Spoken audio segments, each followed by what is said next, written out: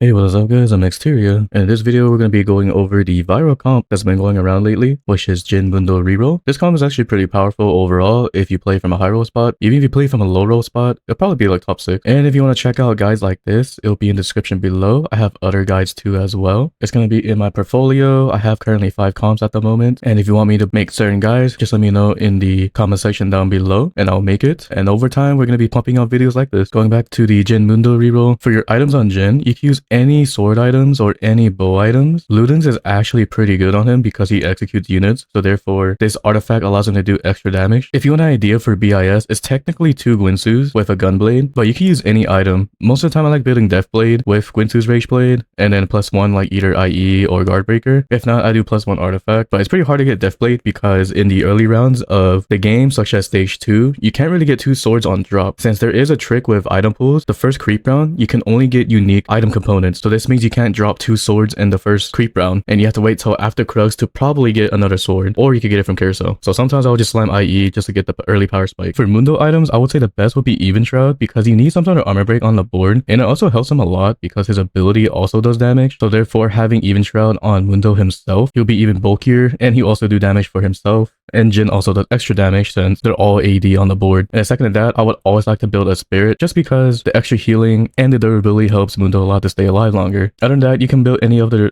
resistances or extra HP like Warmongs. Either one of these are fine. Unless you want to build just Spirit with Bravo and Declaw, that's fine. Try to get armor penetration on the board somehow with like Last Whisper on Gnar or Even Shroud on a different unit is fine. If you're playing for Gnar reroll, the best items you could put on him would be like Gwinsu's Rage Blade, Kraken, and Gunblade. That would technically be his BIS. But if you get Flicker Blades, it'll be really good on him because he's technically an attack speed champion, so having this item will make him even more stronger. And to determine if you want to play Gnar reroll, I would say if you have more than 4 Gnars, like around stage 2-1 or stage 2-2, so this means that you don't want to level and just reroll for Gnar 3, since he is actually pretty decent unit overall. And then from there you can 3-star Mundo and Jhin later. I'm going to show all this in the team builder segment just so we have a better visual. For your early game openers, the best one to play around would be Gnar, Jhin, Aatrox, and Mundo. This would technically be your best opener because you get the max amount of synergies you can have on the board. But most of the time you can't afford to do this.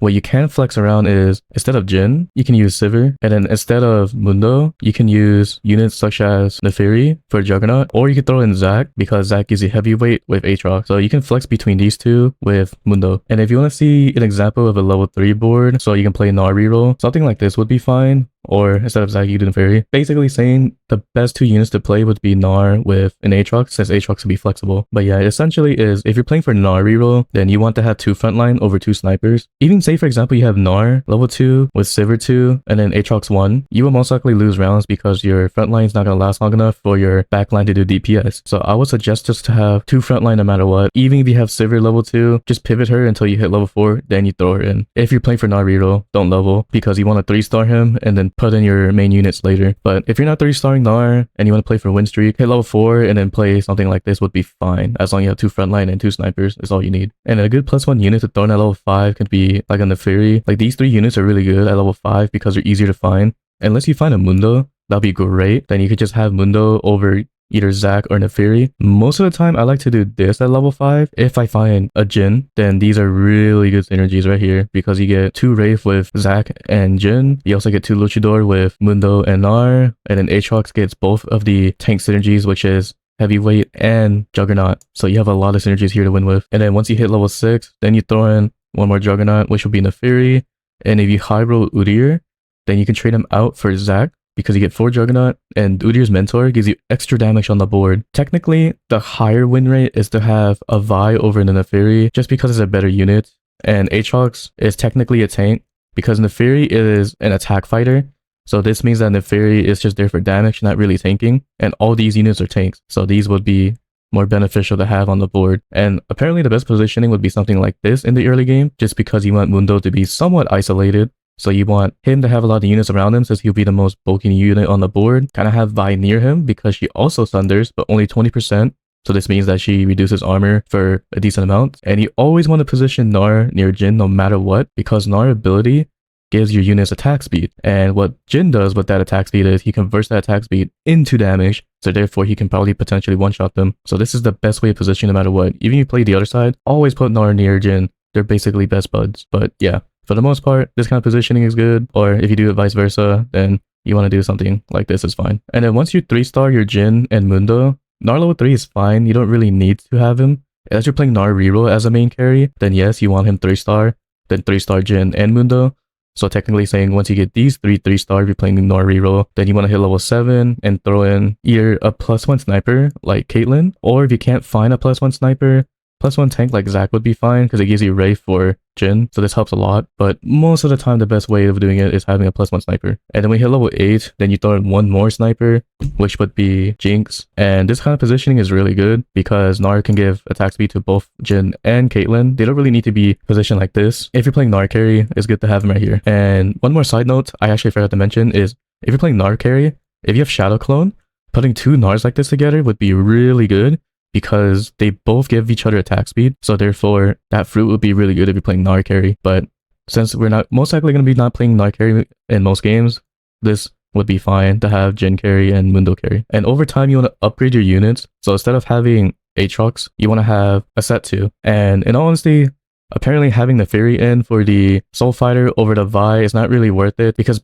Vi is a better tank than the Fury. And Soul Fighter on set, just having only 2 doesn't really benefit him much, so it doesn't really matter. And then another upgrade you can do instead of Caitlyn, you can do is Varus. And then when you do hit level 9, then you can just throw back the Caitlyn in. And also put Varus next to Gnar, because these two benefit from the attack speed really well over Jinx. Since they're both Wraith units, therefore, this means that the Wraith from Varus and Jhin does extra damage since they're attacking a lot more. If, say, for example, you have Juggernaut emblem, you can just throw it on Gnar would be best if he's not the main carry. If Gnar is the main carry, just throw it on Jhin. This is fine. But most of the time, I like playing Jhin carry, so I would say put it on Gnar. Then this means instead of having 5 sniper at level 9, you can throw in 1 more Juggernaut. And I would say from here, then the Fairy would be more useful just because you can have the Soul Fighter, which is okay synergy. And the reason why Gnar would benefit with Juggernaut the most, because Juggernaut emblem gives you extra attack speed if you're above a certain amount of HP.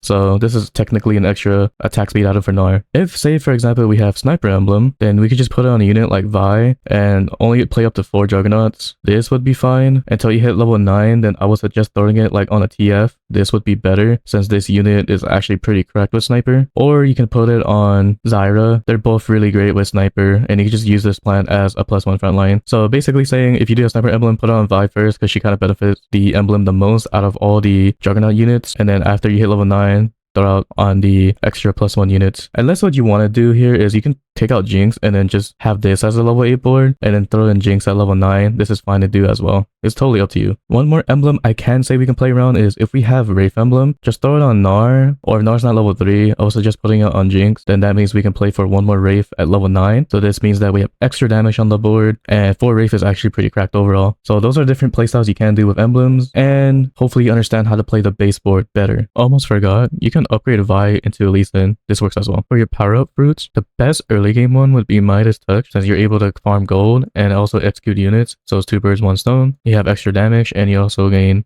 extra econ. If you can't get that, having Attack Expert is actually pretty good because it's just flat damage overall. Or you can get Artistic KO, which is technically Jin's BIS. You need to get this late game no matter what. If you don't get it late game, you're not going to do enough damage. But for the most part, I will skip this in the early game and try to get for either one of these two in the early game just because it's more worth it for the extra stats in the early game. Artistic KO is more of a late game stat check thing. If you're playing for Gnar reroll, the best one on him would be Kahuna Huna because it does a lot of damage. Or like I said earlier, Shadow Clone is actually pretty good on Gnar because you can put them side by side. They do extra attack speed with one another. And Wrapping Rage is just extra attack speed overall, which is really good on Gnar. If we're playing for Mundo carry, Unstoppable is really good because it allows them to run people down. Or if you want to make him unkillable, Resistant is actually strong for that. Or if you can't find any of those, Regenerative is okay overall since it heals them a bit more. The best augments you could take for this board is for 1 tournament favorite. This is really good for both Gnar and Mundo. So this means that if you get this augment, just force Gnar reroll instead since it will give them a lot of stats. Too much value is really good for rerolling overall since you're playing both Mundo and Jhin on the board. It gives you +1 reroll per turn. On top of that, you also might have a chance to gain a Jhin and the Mundo on the board. Hero grab bag, it's not necessary. If you're having a hard time trying to 3-star the units, then this is pretty good augment overall just to